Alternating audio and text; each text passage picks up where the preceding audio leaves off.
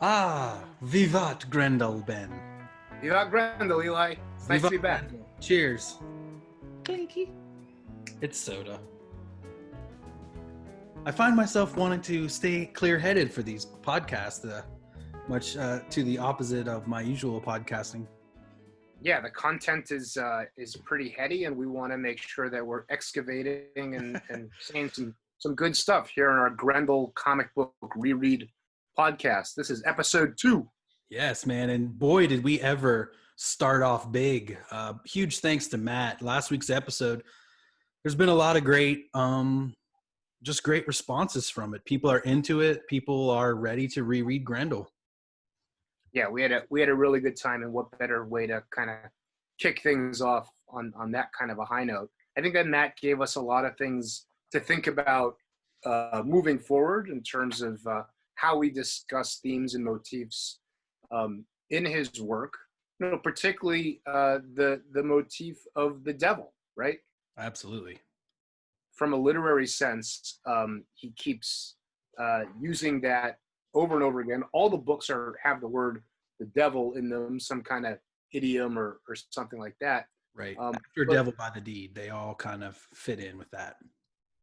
Yeah, absolutely. But I kind of get the sense that he's not talking about a literal devil, but perhaps some kind of Joseph Campbellian archetype for evil and domination, and something that maybe can't really be so easily described. Right. And at the time, the devil was like the main, and I don't mean at the time in the 80s, but I mean at the time when the Campbellian metaphor was created. I mean, like, the devil was evil incarnate. Just saying that word, people wouldn't even say the word because of the weight that it had. Like, the devil is everything that isn't good in the world.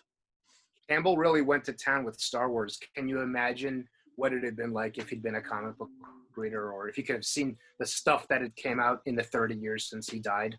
Absolutely. It'd be amazing. Yeah, man. Campbellian journey. Yeah, dude. So Eli, it was a before we get into comic book Grendel, Matt Wagner stuff, it was a big week for you. You've got your second print of a huge project taking pre-orders right now. Tell me about it. Yeah, Wizard, man. It was really kismet because this week when Jim and Ed released their video, Jim and Ed from Cartoonist Kayfabe, when they released their reread, their Wizard coverage of Wizard, it was the exact day that I started the pre-order. And I'm not sure, I mean, I didn't talk to them. They didn't talk to me. I mean, I sent them a message at like 1 a.m. after I launched it, you know, but I mean, it was just kismet there. We released on the same day, and we have 2 variant covers, 50 each, gold foil. Sorry, not gold foil, just gold. Though I am speaking with a printer right now to perhaps get like a gold foil. So I would take out the gold background that I put in now, just send them like a PNG of just the line art, and then they... You mean 50 copies each, not 50 USD. Oh, no. Yeah, 50 copies of each one, and the gold cover is more than half sold out, and the 3D one is almost about half sold out. And one cool thing about the 3D one is each one comes with 3D glasses that I'm going to sketch each pair of 3D glasses. So that comes as a little bonus there for anyone who gets the 3D. The 3D anal graft that Let's say no. No, sorry. Anaglyph. Yeah, okay. Anaglyph is what the 3D that we're all used to seeing, the red and blue. Ben did that, and he's gonna keep doing it for other things. It's gonna be awesome.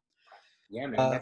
That's a gimmick that I've been wanting to really bust out and develop for a while. And David Brower's art is sort of perfect for it because it's already so rendered and the forms are really well delineated. So. Oh yeah, and you can get them at cosmiclineproductions.com/products or just cosmiclineproductions.com. 2 weeks for the pre-orders. I'm going to be raising money, and then I'm going to move on to printing. I've raised about 1/3 of the money. I had about another 1/3 already in the Cosmic Lion comics account. So I just need to raise about 1/3 more, and then we can move to printing. and people are excited. I'm getting text messages saying my best friend's little brother wants to get his hands on it, and Oh, sick, dude. all that kind of stuff. You know, it does have one hell of a pull quote from the King Kayfabers: "The Gazette, greatest zine of all time." That's insane. Yeah. So that What did you think of the reread that Jim and Ed did? Yeah, it was good. It was really great to see everything in there and to kind of see it through their eyes, since it's content that everyone that worked on it is so familiar with. And Yeah. you know, I don't want to pat you on the back too hard, but it's full of like awesome interviews with super legit creators who go back in the comics business for decades, and people that are up and coming and beyond, and people that are established in art and comics. And you know, the one thing that that Wizard of Yore didn't have was like people's comics in it. Exactly. So Yeah. it sort of really improves on that. It was really a treat to get to see them. There's a couple things that I'd like to call them out on, because there's some mistakes that they made. The biggest one that our listeners would really be into hearing about is that in the Zerd Herd collage, they pointed right at Matt Wagner and said, "Look at Mike Mignola." Oh shit! So Jim and Ed pissed off at you now. Whew. Yeah. I'm just kidding. I'm not pissed, but I mean that's a big gap. That's relevant to what we're doing here. Yeah, absolutely. Man. So they called your comic book a hostess ad as well, which I was upset about. It was a hostess ad. Yeah, it's a comic.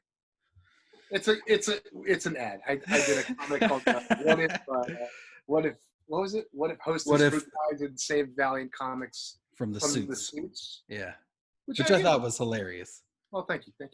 Yeah, it was my first. It was like the first full one of my early Procreate comics, and it was a lot of fun. There might be some CMYK issues in it, but I'm quite happy with some of it. Yeah, man. I think it looks great, man. We had a good time putting it together, and there's more. And of course, you have a super secret new project that we should barely talk about. But they called it out because the ad was in there before it was even a real thing. Yeah, man. And we've been working on that for a few weeks, and I spent the last week coloring pages by heavy metal comics artist Chris Anderson. Those pages look sick. Yeah, so keep your eyes peeled for Image Grand Design. I can't really say exactly when it's going to be coming out, but a month or two for sure we'll have some pre-order info. Gonna be awesome. I've heard it's the greatest bootleg comic of all time. I only make things that come with that preface, the greatest. Hyperbolic. Right.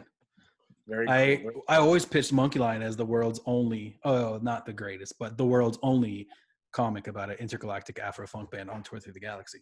Yeah, that's fair enough. That's fair. Eli, should we jump into our reread of Grendel Vault let's do it. 1 and 2? Eventually, we're going to have a theme song that we're going to put right here. But until we do so, I'll probably add some fish this time because we love fish. Or maybe some dead. And everyone in comics loves Fish and the Dead. Haven't you heard? They hate them. That's why we're doing it. Haven't you heard of Tim Truman? Jeez. I know, right? This week's books. Grendel 2 and Grendel 3. Early efforts from Comico. That's right. And we get to meet two of the big players in the Hunter Rose story, Argent and Stacy Palumbo. Yeah, man. All right, so I'm gonna, as Manus and I say, rip inside. I'm gonna, I did get the Grendel archives, but I still think I'm gonna go through the old books. Yeah, your treasures. Coming soon from Comico, Mage. Cool. And so once these issues wrapped up, then Mage started, and Grendel was temporarily shelved, and then that's correct. Started as a backup in Mage. Right. And that was what became the Devil by the Deed. So you think that's going to be next week? Devil by the Deed? I hope so. I can't wait to get into it. I hope so. You have 100% of the control. Well, you know, 50%, it's I funny guess. because when I was looking at Devil by the Deed, these 100 pages of early works comprise like the first 4 pages of that book. Yes. And then it just zooms on forward. So there's a lot of interesting stuff. And I'll be transparent. I'm reading this volume 1 stuff for the first time, and it's really contextualizing things and kind of answering questions and giving me pause about things I thought about as a Devil by the Deed reader for a long time. So that's pretty cool. Yeah, I agree. And it's kind of like the lost chapter because, like you said, it's not reprinted in the Omnibuy. Yeah, It's man. only reprinted here in the Grendel archives, which is definitely a book I would say everyone should pick up. Absolutely. Beautiful reprints. Let's crack it open and start with issue 2. From Alrighty. Desire, a wolf. A wolf. And you know, Hunter, I mean, the lead is not buried. The lead is right on Jump Street here. Argent, who are you? Yeah, and man. so we get into a little bit more of his thing, which I think the panel layouts coming up in the Argent backstory are beautiful. I was a Native American and Algonquin. I am well over 300 years old.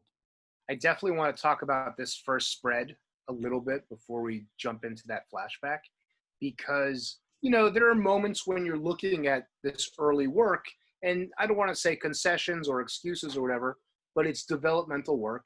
This first spread is, Eli, this is why I love comics. It's really, really well done for a number of reasons. And when Argent comes out and says, I'm well over 300 years old, Hunter's reaction to that is so well done and well timed, and there's so much like questions and comments that comes into me. I can't get enough of it. We've got this beautiful stack of panels as Hunter kind of reconciles the fact that he knows everything about everything in the world. He's the master of his own domain, I suppose, and yet the supernatural stuff is suddenly thrown at him, and he really has to take pause. Right.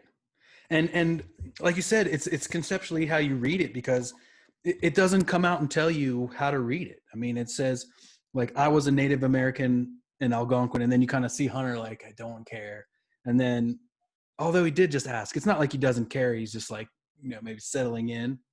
And then he's like listening, and then he's like, you know, I'll put it up on the screen. Sure. I think one thing that we're going to really jump on a lot is, you know, that early manga and anime influence. For sure. And you can see Matt razor blading the screen tones out. For sure. It has a really, really wonderful effect. The only problem here is, like, there's like a chicken wing in the middle of Argent's shadow here. I mean, it's just like, where is this leg going or coming from? Yeah. I love you, Matt. I love you, Matt. But like you said, it's developmental. It's like, where does that come from anyway? Yeah. You know? And towards the end of this conversation, we're going to see the Argent drawing really click. Oh, and yeah. It's in that contrast where we're going to see Matt picking up. But for an opener of issue 2, like, this does a lot of things that I really like. Let's jump into that multi-page flashback of Argent. Just a quick shout out too.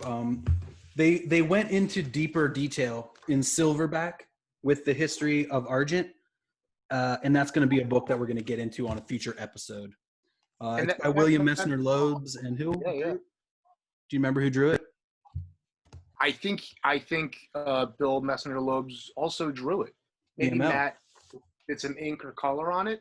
And of course, Bill Messner Loebs, longtime DC writer, co-creator and writer of everyone's favorite image book, The Max, a little television product.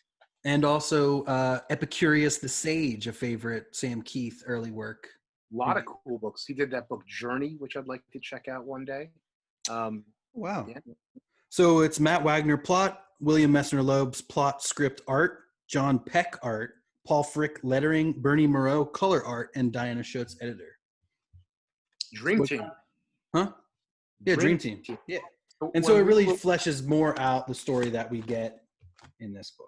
Yeah, you know, when we were looking over the 1994 Comics Journal interview with Matt, he said that this aspect of the story got a lot of flack for not really being as well researched, perhaps, as it should have, and that Silverback seemingly had the same kind of response, unfortunately. So there's some stuff to talk about. Let's focus on what's your favorite part about the artwork here. What's going on in this flashback, man? Well, I mean, I really love, how it starts off with his face. His shadowed face is basically the word bubble, and then it's one continuous panel for 5 or 6 pages. Like, I mean, it would be really cool to see it put together as one long panel. Perhaps I'll do that. Oh, but, very cool. Yeah. And so it's kind of like 2 stories. So we get this intro, and like here, I'll show you here before I put up the full thing. See, there's the jagged lines. There's almost a Steadman quality to it, Ralph Steadman, with some of the ink blots and some of the things. And it just gets into the story of Argent. There's love, there's always love, and they're both motivated by a woman. Is my audio messing up? You're doing fine. I didn't even notice the gimmick of, it's like Steranko on steroids. You don't have to buy 2 copies. You got to buy 8 copies. Yeah, to line them up. Yeah, it's really well done like that.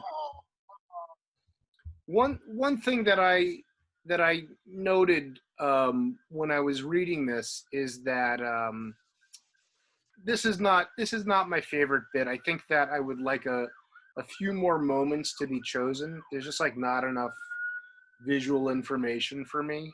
But I definitely like not only the Steadman splatter, but the very visceral razor-bladed screen tones as well. Very much, yeah. It's definitely a flashback. So I dig that. Anyway, there's definitely a different, and they're full page spreads. They're big chunks of words. There's clearly a different feel. Instead of the Metropolitan Art Deco-y type of feel that we get, there's like a dark and dirty, and so you like you're saying. It tells us that Argent is Argent's an introverted Algonquin shaman who leaves the tribe, right, and decides to disobey this god, the Moglawai.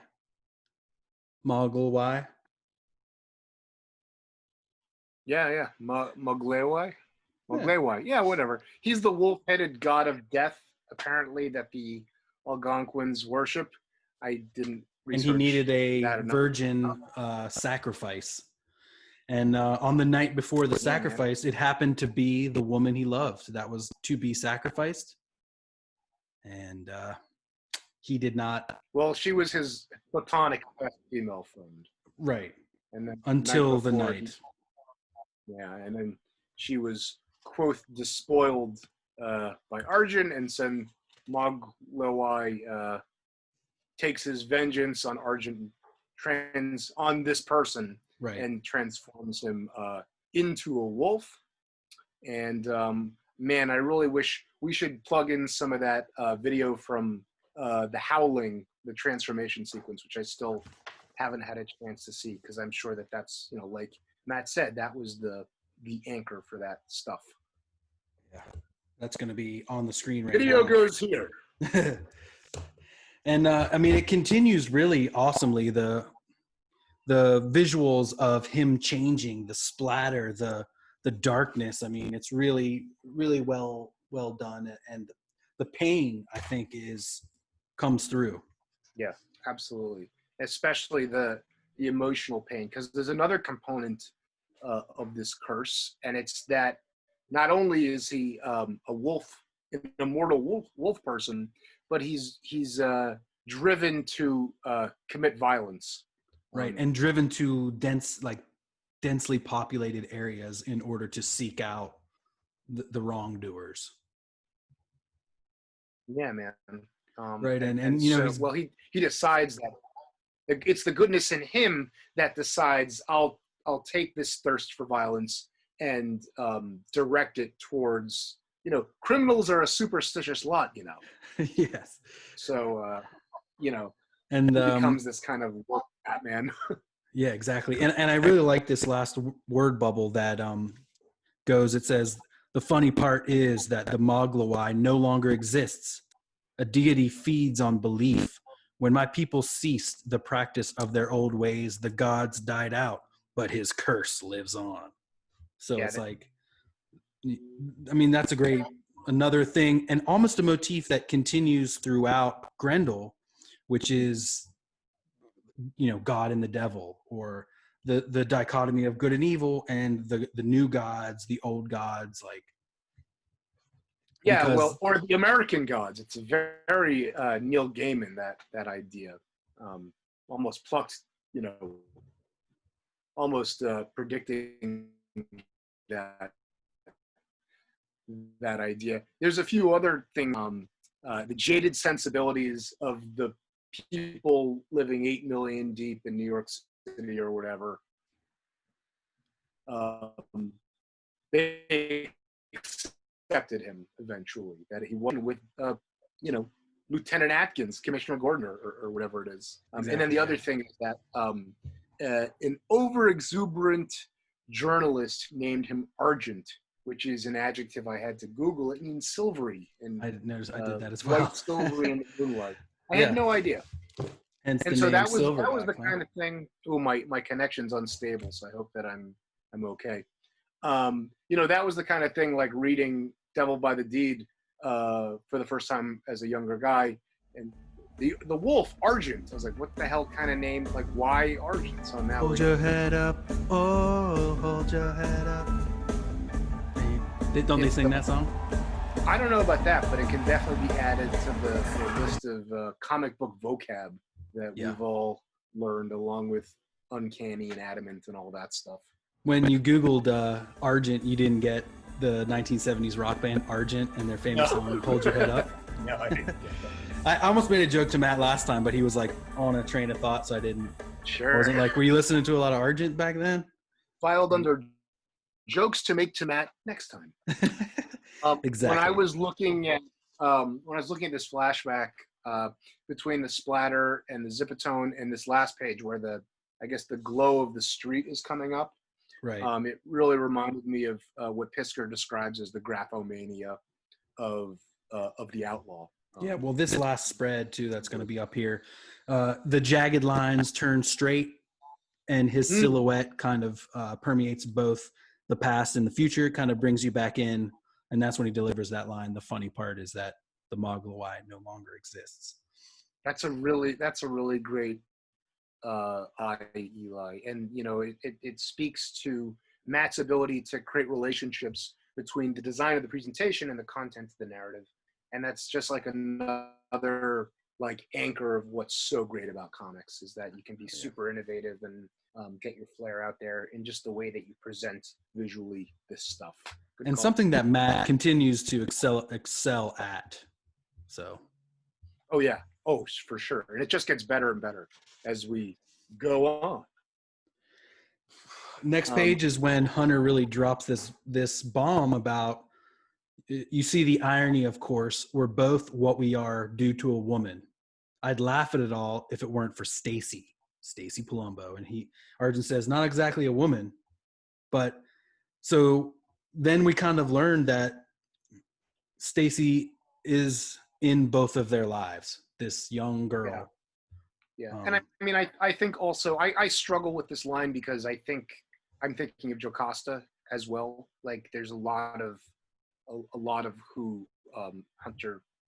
I think that's who he's referring to when he says we're both what we are due to a woman. But we're okay. I'm what I am because of Jocasta, and you're what you are because of this your dick. Person. Right. Okay. Cool. I'm a little tossed up just about the mention of Stacy, but Stacy is in both of their lives, and that's another bit that gets really well front loaded in here. And if you don't read this content, you're not getting the full story in Devil by the Deed. Although that's kind of the charm of Devil by the Deed, is that you don't get the full story. Right. I love it. And then it kind of comes. So this scene is happening on the rooftop, and the rooftop is kind of like where the entire Devil by the Deed kind of thing happens. Yeah. And then he says, it's been 4 years since our first real confrontation at Barry's party. No, I definitely like that he says it's the time frame 4 years is mentioned. And I'm also, kind of reminded of like other famous literary conversations. The first one that comes to my mind is the gunslinger and the man in black at the end of Stephen King's first Dark Tower book, where it all leads up to this one palaver or whatever it is. To link back to Matt Wagner, he did the Dark Tower comics with Simon Bisley. No, that's a different. Oh, that's Tower Chronicles. Dark Tower. That's Tower Chronicles. Okay. That's Tower Chronicles, but similar logo treatment, which is interesting. Right. Yeah, man. And then this conversation is referred back to over and over again as the rooftop conversation or whatever it is. Right. It becomes a big part of the lore of Grendel. And like a framing mechanism kind of for these different stories. And like Matt was saying, and you and him were talking about last step, can you mine this or whatever, strip mining? You could theoretically make any story start here and then they could flash back, because even if it's just 4 years, perhaps that is the life and times of Hunter Rose. It was only about 4 or 5 years, but other great things that happened in 4 or 5 years, the entire run of the Doors, almost all of the Beatles albums, like a lot can be done in 5 years, and a lot of stories can be told. And you could also expand this conversation by including chapters where they're talking about Batman in the Shadow. Absolutely. The door swings both ways. Yeah. Super cool. And so then the next page we get, it's almost like another cover. It's like the start of another story, Party to a Murder. I'll have it on the screen here. We get almost like a EC Comics. We get little circles with all the characters. Some of which remember Matt was telling us all, this guy was my roommate. Was he saying Barry or did he say someone else? No, Teddy Boy was his roommate. Okay. But yeah, definitely feeling the EC Comics vibe, and just the way that Matt's using white, black, and screen tone to kind of design this thing up. The other thing that I realized in reading this for the first time is that everyone in Matt's comics is smoking weed. Smoking weed? All the time. You think this is a joint he's smoking? I think the way people handle cigarettes, they're not smoking Marlboros. So don't worry, I'll give that a call back. And the shape of it, you look is like, it's like that oval. It's not like, doesn't have a filter or anything. Man. Yeah, it's definitely a joint. Yeah. Anyway, but this is very cool. So we see Barry, and the way that the way these characters are drawn, you can see the anime influence seeping in. You can see the drawing getting better and better. And you can see a lot of like Matt Wagner cartooning isms kind of getting being put on display here. Right. Very, very cool. There's a couple things that I picked up early on from reading Matt that is something I still do in my cartooning. These eyes, these triangular eyes that are all black and filled in. He does that a lot. And he does a lot of little teeny little triangles for mouths that I like. A lot of this like side view work things that I've worked into my own art a lot. Almost like photographically overexposing things so you can't see. You can only see where the shadow hits the corner of the mouth. Yeah, exactly. That's definitely the kind of thing that I'm talking about here. And then just like the way the shadows and the whites kind of blend together. Anyway, Barry says Grendel's had it. Yeah, Argent looms in the shadow. And this begins the kind of twisted tale of who's playing who. The classic, Barry thinks he's playing Grendel with Argent, and, Barry calls him a sucker. And then Argent's like, you're quite good at baiting suckers, aren't you, Palumbo? Yeah. So I love that sequence, that long 3-tiered rhythm where Argent kind of approaches him and then kind of stands over him and all that. Barry Palumbo is a New York City real estate mogul who's, that business. There's a lot of potential for shadiness. Exactly. Apparently, right. I don't, whatever. We don't get a lot of backstory, but he surely isn't set up as a heroic figure, as a clean figure, as any type of, as someone you would want to trust or place any trust in. He's a guy whose life has had a little bit of misfortune. I believe his sister and brother-in-law, Stacy's parents, were killed recently somehow, and he's now the ward and protector of Stacy, who enters here. And my guess is that she's intended to be somewhere between 4 and 6 years old. Sounds about right. Very precocious, and it's set up that she knows Argent. She calls him Mr. Argent and enjoys hanging out with him, pulling on his big ears, and it's really the only time that we see Argent and later Hunter portrayed in any type of a good light or any type of what's the word I'm looking for? Like the only time smiling, the only time they let anyone pierce the veil or just the only time they let anyone in. Yeah, absolutely. There's her scene with Hunter is really interesting. It's coming up soon. But seeing this is not the last scene in the saga where Stacy encounters Argent at a party. Mm-hmm. So I can't wait till we see that scene in Devil by the Deed. It's a really powerful scene, and I kind of wish that it had its own story. But I'll say no more. Yeah, and Argent kind of like works for the police. I don't believe he like lives in shadow. I think people know of him. No. He's like a mythic figure, right? He works with the police, but he still has like a shadowy thing, like Batman, where it's like Batman. He has his own spot in the Devil's Legacy, right? He's got his own like penthouse where he chills in his wheelchair, and Christine visits him and fights him. We'll get there later, right? But he's a known entity. Absolutely. Yeah. Yet yet he's still probably like mythic, like a legend among the crimes. Like, the wolf might get you, but you never seen him. We've never seen him. And then from something from the shadows, 3 slices down, and Yeah, very very Batman-esque. And Palumbo and Argent continue to talk. Argent wants Grendel bad. And Palumbo's like, I won't fail you, Argent. And he's like, see that you don't. And then Palumbo's like, fool number 1.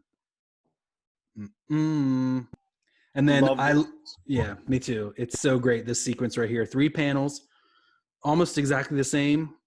Empty, and then the devil's shadow. So Grendel was like in a tree outside waiting for Argent to leave. The only thing that kind of raises my buzzer is that I would guess that Argent has like superhuman senses of smell. I would think that as well. But they haven't met yet, so he wouldn't know. Well, they meet in Primer 1, but I'm not so sure how canonical that is. I think that takes place even after this. That's 4 years. Oh, okay. Because this says specifically this is our first meeting. The first meeting. Right. Okay, so forget I said anything. Very cool. I love how casual but serious Grendel is. The way the fork is like leaning on the wall and his knee. Very cool. Yeah. Well, did he buy it? Grendel asks. Every word. So then we kind of see, okay, here's the other side. So now what? Palumbo's playing Argent? Is he playing Grendel? Which side are you on, Palumbo? I think that I think what's being inferred here, and it says he's got some shady dealings. Larry explains later on that Palumbo has some shady real estate stuff going on. I think that Grendel is a organized crime presence and threat, and he's an obstacle in Palumbo's perceived path. Yeah. And if he can get these two idiots to kill each other, then more's for the taking. Absolutely. And Right? and less to interfere with his dealings, less Whatever he's doing. capes to meddle. On this page, there's 2 3-panel sequences that are really nice. One runs horizontally across the top, and then one is stacked in the lower right-hand side as Grendel tosses his fork. Love that. To spear this giant, spliff. Yeah. Which looks different than the early spliff. So I don't know. He lit up a new one. No, I see it. It's huge. It looks like a blunt. Comes out the other end. And I mean, his fork is probably like this long. So for it to be longer than that, I mean, it's definitely, maybe it's a cigar. Yeah. Though the way he's smoking it, it's like, I guess that's a cigar. Yeah. It looks like a blunt. I mean, it's enormous. Yeah. Anyway. I love the perspective of the fork going through the cigar, and then it's very real to see, he threw that thing and it's stuck in the wall, and the next panel you see him walking past Palumbo to like go get it. A lot of comics wouldn't even show you him getting the spear out of the wall or whatever. I didn't even notice that. What I was paying most attention to is the precision that's on display in his skill with the way that the prongs just like spear his perfectly go his through. doobie. Yeah. It's awesome. I chose this page actually for a zine I made a few years ago talking about just comics I loved, and I chose one page from all these great comics I loved and wrote about them. And I chose actually this page to show off Matt Wagner and Grendel because I thought it was so dynamic. Yeah, the blacks are great. The way that the costume fades into the shadows. Absolutely. There's no delineation between the shadows and his suit. And so Grendel lets Barry know that he doesn't fucking trust him. He doesn't trust anybody. No one is ever above my suspicions. Yeah, very, very cool. It's interesting because once the mask is about to come off, and we're going to see a much more human side to Hunter as he interacts with his supporting cast as his alter ego. Right. There's not a ton. Like Hunter Rose, I wouldn't say gets as much screen time as we don't really get to know him as well. We never see him, in leisure really. We never see him kind of chilling or writing or anything. But I mean, this is where he is. Very much a Bruce Wayne type figure. Everyone's interested in him, and everyone's got some juice to tell him. Yeah, man. So Barry pours himself. Barry has another one, and he have another one, Barry, and he thinks about how he's gonna get these two guys. The traps are set, he thinks. Mm-hmm. Then we're gonna cut back to the party, and Hunter approaches Larry, who's a character who gets a lot more development later on, and this older society, busybody wannabe Myrna or whoever she is. Myra. She appears in 3 panels. Yeah, but they're just slinging juice. They're just talking about people, and Hunter comes up and he says, "Whose reputation are we obliterating tonight?" So clearly these are two, citizens who are constantly jabbering about the who's and the whats of society. Yeah, man. One thing that stuck out about this high angle shot is that the balloon reading order on the last two is a little tricky for me. Mm-hmm. And it reminds me of, this is a very common predicament that as comics makers, we sometimes come into, that you never want to like cross the streams on the balloon tails or pointers or whatever. And the more I think about creative solutions to this problem, the more favorable color coding balloons becomes to me. Right. Doing away with tails and just being like, we're going to use this color for this guy in this situation, or this screen tone or whatever, and just not worry about it. Right. 21-year-old Matt Wagner, what were you thinking? Right, because usually you read like a Z like this, but this goes around like this kind of. It goes in a circle. It's a C, yeah. And that's fine. Yeah, like I don't have any problem taking a moment to read the text twice to figure that out.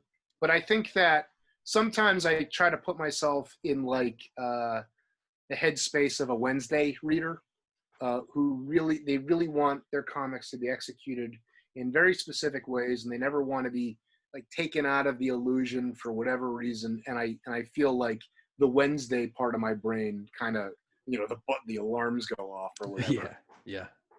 Wednesday. Not part. a big deal. Not a big deal at all. Not a big deal at all. Yeah. And so what are they talking about? They're just like, you should hear all this stuff that Larry's been filling me in. But then Hunter says, I see someone a little bit more important than you two. Yeah, I think it's just to kind of let us know that Larry's this guy who's got the dirt. Right. You know, he's someone that's in the know and yet also trusted by Hunter Rose. Mm-hmm. Or he will become trusted by Hunter. There's good stuff with Larry in these two issues, but this is our really innocent scene with My Little Chickadee. Yeah, exactly. When she comes up and I can imagine a TCJ reviewer like really being kind of nasty about a Peter Pan reference. What could be more obvious? But like it works perfectly. It's right. 2 panels. And it works perfectly. It does a lot of backstory work just with a little thing like that. I mean, that means Hunter must have read the original book or something like that. They've spent time together reading and perhaps writing stories. And so they enjoyed this together. They have the shorthand now. He calls her Tink and she calls him Peter, and they laugh together. And so that infers that they've spent time together, they've read stories together, and that they have this maybe relationship bound by great stories or writing and literature. And it's funny. I mean, it's impossible not to think of Michael Jackson when reading this now. I don't think so. But it's only innocent. Like there's nothing ever to make us think that their relationship isn't about. At no time is Hunter Rose, other than the Jocasta stuff. At no time is there ever any type of hint of sexualization never. In Hunter. No. But these are both. They both had their childhoods kind of cut short. Right. He's like, hey, I scored with an amazing MILF for the first time. Where do I go from here? Nowhere. I'm done. I did the best I could, and who needs anything else? Maybe. I mean, it's like, a person who loses. I think that wasn't the only reason that Hunter lost his innocence. I think that like Matt said, he was too smart for his own good. And so, like this middle-class suburban kid should be riding his bike and getting into trouble instead of like being a neurological prodigy and traveling the world and then finding yourself in that situation. Right.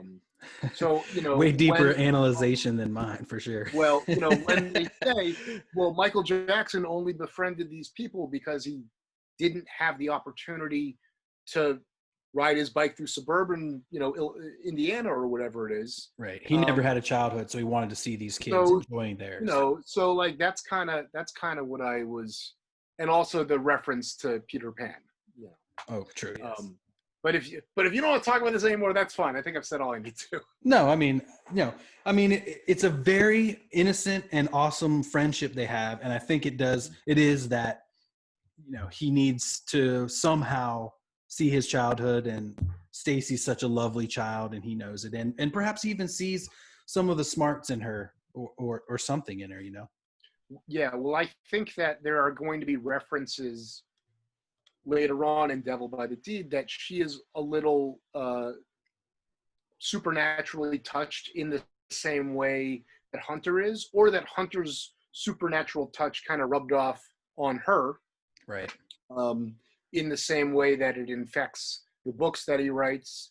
The same case could be made for Larry. I think that Hunter gives Larry a little bit of, one-up charisma Yeah, for sure. From, And you know, maybe I'm even thinking like if Grendel didn't die, spoilers, by Argent, perhaps Stacy could have become like a Robin-esque type of character where they could have worked together and done some sort of like a team like that.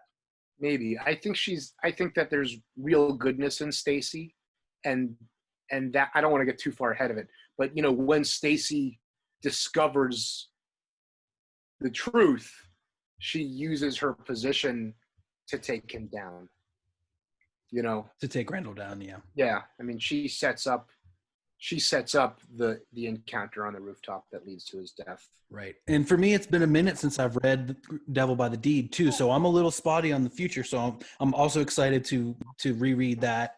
And I wanted to bring up with you later, like what we thought would have been in issue 4 of Comico's Grendel, but we can talk about that later if we have time. Yeah, man. But we get more dirt here. We get Larry saying, "I think you need a haircut, Hunter." Kind of showing that, and he's just like, "Whatever, never. On with the dirt." He's like trying to get the stuff, and so we kind of get filled in on these different characters that are in the. Yeah, I had some thoughts on this sequence I want to run by you. The reaction here, in that there's a 3-panel sequence. He tells him he needs a haircut. Hunter reacts to something. I'm not entirely sure what. And when he says never, this image is so like, I want to say like Osamu Tezuka, like it's so like anime and manga, and I can't quite place where it is. It looks like a stock pose from some 70s manga to me. Right. I don't know what it is. The starburst kind of pattern coming out. The hands are larger. Could be part of it. The eye placement. I don't know what it is. I don't know what it is. The manga is really, for me, is really coming through here. I really think that the next page too, yeah. Or the next panel, the guy's face and his look, and also too, I would bet that right in the middle of this frame by the guy's shoulder, I would bet that that's Bob Schreck and Diana Schutz right there. Maybe. Oh, very cool. I did not see that. It might be though. This might even no. I think they were definitely at Comico then. I'm not sure if this shows like who was an editor or anything on this. It doesn't even really say by Matt Wagner at the beginning. Yeah, that's a really good eye. And we talked about the high society party in Primer 2, and here it's been refined, just a little bit. For sure. It's a bit more like flows better. Yeah, and I mean, this is just kind of getting filled in on the world that they live in. I'm not sure how important it is to anything, but I mean, oh yeah, of course not. I mean, this is all about Mallory Dexter, Barry's business rival. Who he also looks like a stock manga character of some sort. Yeah, and we get Barry's girlfriend Rachel Coleman, who's so lovely, and we I guess it's kind of like fleshing out the world, the people who are here and who could do or do wrong, and then maybe who could perhaps be responsible for what we see happen at the end. Yeah, it definitely. I mean, the police procedural and introducing the players is very much like Clue, the motion picture. That's exactly what I wrote in my notes. Clue. Yeah, exactly what I wrote. I love the page with Rachel Coleman because the design and the storytelling is so like the storytelling intent is so clear that here's this woman, and then we're gonna have Larry. Hunter reacts. Like it's super like straightforward.